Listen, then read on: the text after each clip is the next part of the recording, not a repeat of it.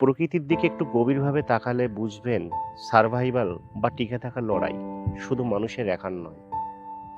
জীবনের গল্পটা নদী আর আকাশের মতো বিস্তৃত, যেখানে প্রতিটা প্রাণীকে লড়াই করে বেঁচে থাকতে হয়। পানকৌড়ির দিকে লক্ষ্য রাখুন। ও যখন জলে চোখ রাখে, ওর পুরো মনোযোগ থাকে একমাত্র লক্ষ্য, একটি মাছের দিকে। আমাদের জীবনেও যখন লক্ষ্য স্থির থাকে, তখন চারপাশের কোলাহল বা জলের গভীরতা আমাদেরকে বিচলিত করতে পারে না। জলের ওপরটা শান্ত মনে হলেও নিচে চলে এক তীব্র লড়াই। নিঃশ্বাস বন্ধ করে পুরো শক্তি দিয়ে ওই অন্ধকার জলের নিচে টিকে থাকার সংগ্রাম।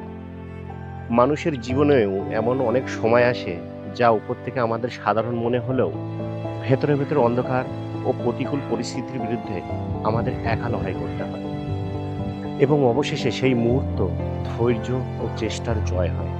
হাজারটা ব্যর্থতার পর যখন সাফল্য হাতের মুঠোয় আসে, তখন বেঁচে থাকার আনন্দটাই বদলে যায়।